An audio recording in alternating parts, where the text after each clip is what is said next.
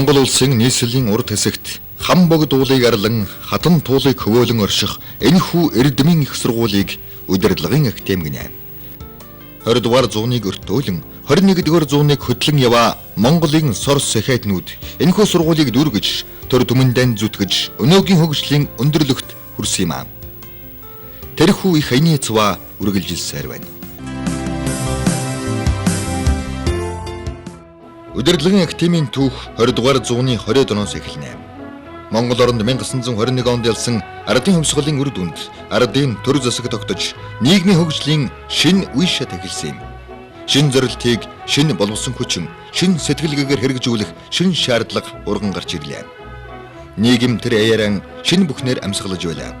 Тиймээс Монгол ардын хувьсгалт намын 2 дугаар их хурлаас олон аймаг хөшүүдэд намын үзэл сурталыг дэлгэрүүлэх, намын явдлыг сайжруулах зорилгоор намын төр сургуулийг байгуулахаар шийдвэрлсэн нь өнөөгийн удирдлагын академийн үүсгэл үндэс суурин болсон юм аа. Өнгөрсөн 80 жилийн хугацаанд сургууль маань нийтдээ 60 гаруй мянган хүнийг удирдах ухаанаар мэрэгшүүлж, мэрэгжлийн дээшлүүлж татан сургасан байна. Энэ бол тус сургууль Монгол улсын хөгжил сэтгэлдэнд жинтэй хувийн нэмэр оруулсныг харуулах баримт мөн. Нийгмийн эрэлт хэрэгцээг бүрэн дүүрэн хангаж чадах, удирдах ажилтны залгамж халааг бэлтгэн гаргаж, улсын төснийхээ менежментийн чадварыг дэвшлүүлэх бодтой хувийн нэмэр оруулах нь тус сургуулийн цаашдын эрхэм зорилго байх болно. Удирдлагын академи нь өөрийнхөө эрхэм зорилгыг өөрчлөгдөж байгаа орчинд манлайлан удирдах, мэдлэг, ур чадвартай мэрэгсэн удирдах ажилтан бэлтгэх, төрийн удирдлага, үндэсний менежментийн зангилаа асуудлаар судалгаа хийх, зөвлөгөө өгөх ажлыг онол арга зүйн өндөр түвшинд гүйцэтгэхэд оршино хэмээн тодорхойлсон байдаг. Энэхүү өөрийн тангараг болсон эрхэм зорилтыг хэрэгжүүлэхийн тулд удирдлагын академи шинэ бүтцээр ажиллаж байна.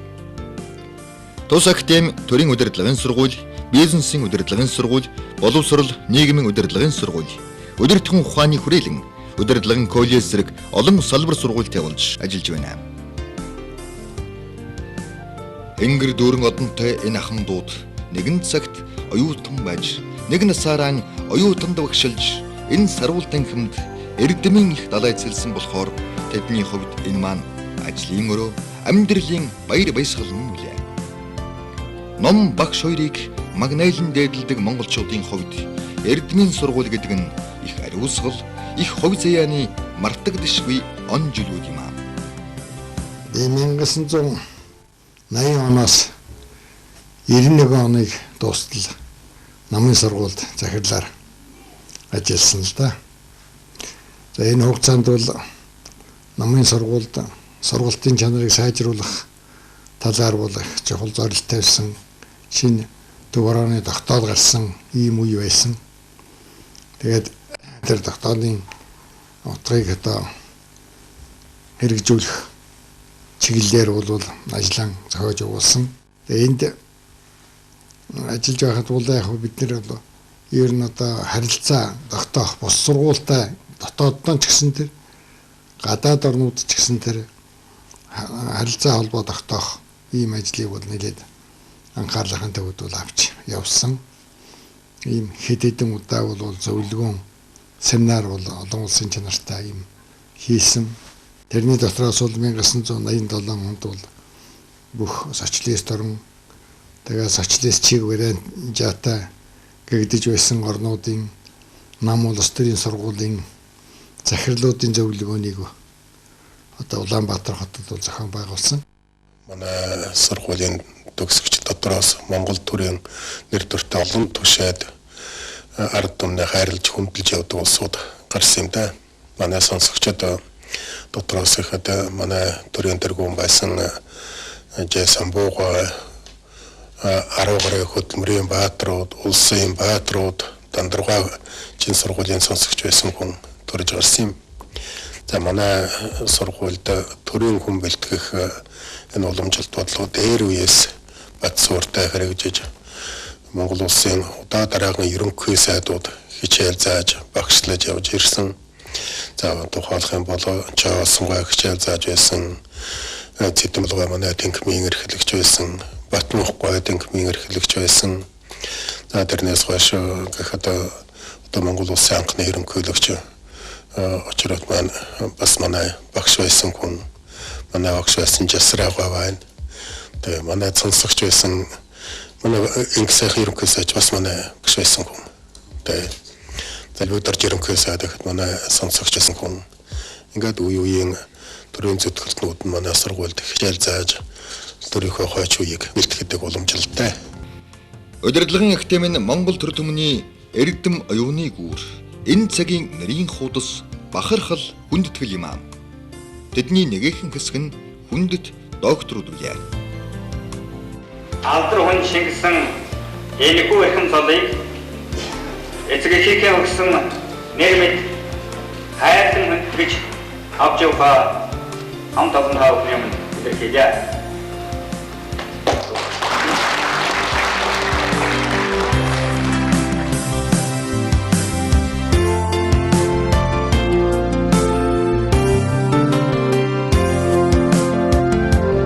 За орон нутагт өөрийнхөө салбаруудыг нээж ажилуулах ийм зорилт байгаа юм. За энэ бол Монгол Улсын засгийн газрын мөрөөдөлд тусгагдсан ийм чухал арга хэмжээ.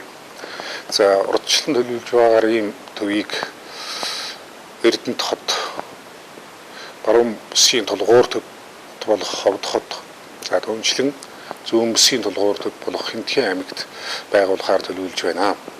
Энэ ажил бол 2005-6 оны хичээлийн жилээс эхэлж хэрэгжиж эхлэх юм аа. Ингэснээр академийн үйл ажиллагаа орон нутагт төрж, орон нутгийн боловсон хүчнийг сургаж хөгжүүлэхэд бас хязгаарах байхаа гэж ингэж найдаж байна.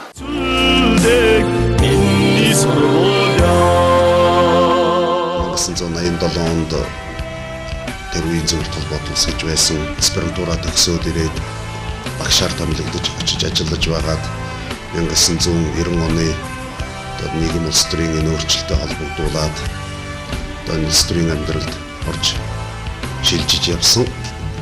Тэгээд тэр үед намын дээд сургууль гэж байсан. Өнөөдөр бол төр засгийн бүх шатны боловсон хүчнийг бэлтгэдэг бас Монгол урдаа барьдаг чанар сайтай ийм сургуулиудын нэг болохын хувьд олон мянган оюутан сурагч бэлтгэж олон хүмүүсийн мэрэгжлийг дээшлүүлэх энэ ажил үйлсэд одоо энэ сургууль маань маш их чухал үр гүйцэтгсээр байгаа. 1980-аас 82 онд энд оюутан байлаа.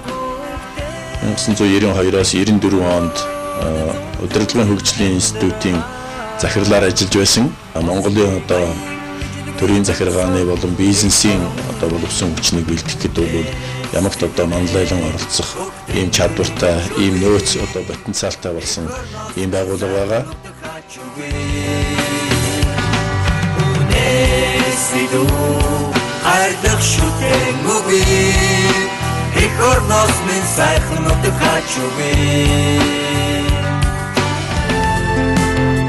Сургууль бол сургалт эрдэм шинжилгээний цогцлбор юм аа. Тэр дундаа Монголын анхны дээд сургууль, удирдлагын ухааны сүм бүлэг болсон удирдлагын академийн эрдэмийн хамт олон төрийн бод сургууль бол сургалт эрдэм шинжилгээний цогцлбор юм аа. Тэр дундаа Монголын анхны дээд сургууль, удирдлагын ухааны сүм бүлэг болсон удирдлагын академийн эрдэмийн хамт олон төрийн бодлогын оюуны чадварыг төлөвшүүлэхийн төлөө иймхүү бусдыгаа үлгэрлэн манлайлсаар байна. Энд хуралдаж байгаа сургуулийн удирдах зөвлөл, эрдмийн зөвлөл чухамхүү төрлөх сургуулийнхаа өнөөгийн бодлогыг тодорхойлж байгаа нь энэ.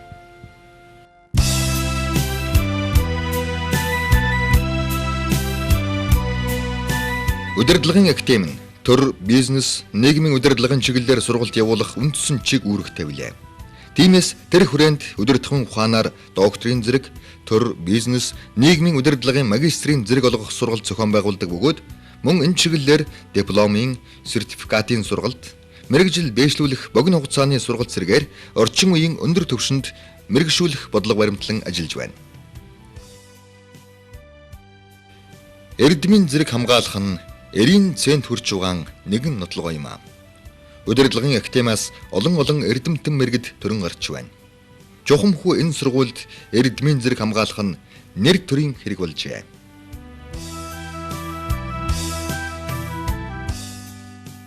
Эрдмийн байгууллагын хамгийн хүндтэй хэсэг нь номын сан. Удирдлагын академи баялаг номын сантай. Тэр нь орчин үеийн чиг хандлагыг тодорхойлсон бүтээлүүдээр ямагт баяжиж байдаг. Тэд номын их далайг шүтгчд төдийгүй хэрэглэгчд бас бүтээн туйрвагчд юм аа.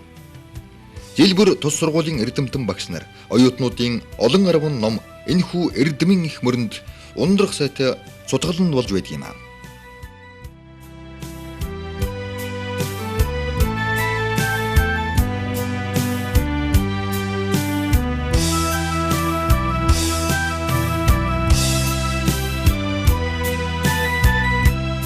Мэргэжсэн удирдах ажилтан болж гарах гэж байгаадаа бид баяртай байна. Тус сургуулиас бидний суралцах болцоо бүхий л нөхцөл болцоогоор хангаж байгаа явдалд одоо оюутан миний зүгээс баяртай байна.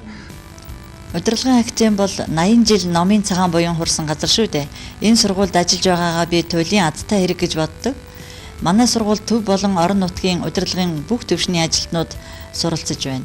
Бид бас тэднээс суралцж уламжлал болон практикт төвшөлхийн зэрэгцээ хурдастай өөрчлөлтөд мэдрэмхий байж орчин үеийн олон ургалч мэдлэгийг сонсогчдод эзэмшүүлэхийг хичээж байна. Сургуулийн амин чухал хэсгийн нэг нь суралцагчдын ая тухтай орчин сургалтын материаллаг бааз. Орчин үеийн техник хэрэгсэл, компьютерийн ижвэрлэл бүхий өрөө танхимууд, заах аргын шин их хэрэглэгдэхүүнүүд удирдлагын академийн нүүр царай өнгө зүс нь болж байна.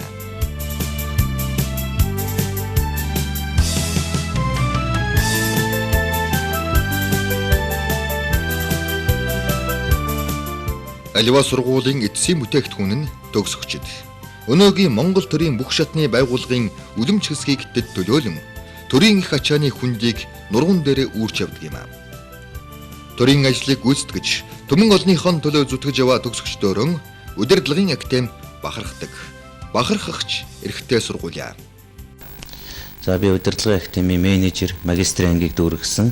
Одоо удирдлагын академийн докторантурд сурж байна. Одоо би нийслэлгөө холдинг компани ерөнхий захирлаар ажилладаг. Сүүлийн жилүүдэд барилгын салбарт эрчимтэй хөгжиж, түүнийг дагаад барилгын салбарын одоо өрсөлдөөн их ширээ өсөж байна. Үүнийг дагаад бол аж ахуйн нэгжүүд цаашдаа энэ салбарт яаж одоо тэргүүлэх вэ? Яаж одоо удирдах ажилтнуудаа яаж бэлдэж явах вэ гэдэг энэ асуудлууд одоо хамгийн тулгарсан асуудлуудын нэгд болоод байгаа. Тухайн цаг үедээс болж өөрчлөгдөж шинжлэгдэж ингэж ирсэн юм. Одоо чухал түүхэн ачаал бүгдтэй сургууль юм аа. За миний хувьд бол бас яг өөрчлөлт шинжилтийн үед ингэж төгссөн. Яг тэгвэл хуучин намын дэд сургуульд гэж байж хахад нь орж дараагаар нь одоо хуучин социализмаас зах зээлийн одоо систем рүү шилжиж явах үед одоо манай сургууль бол улс төрийн дэд сургууль гэж болсон.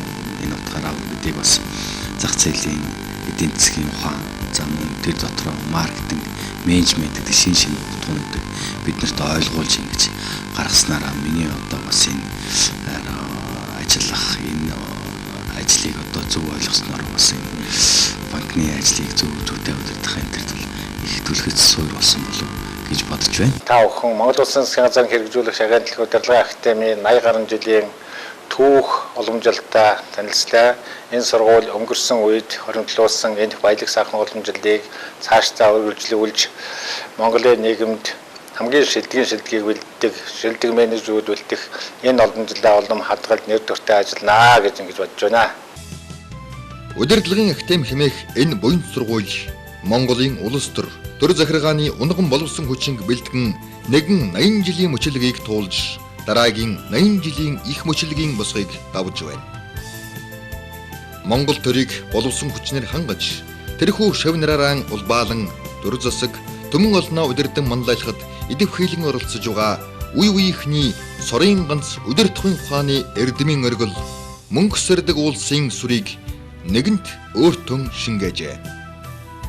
Тэрхүү мөнгө сэрдгээс цэлэлзэнхэн урсах удирдахын ухааны сүм булаг Монгол оюуны түүчээ тогруу мэд алсыг зоринхон байна.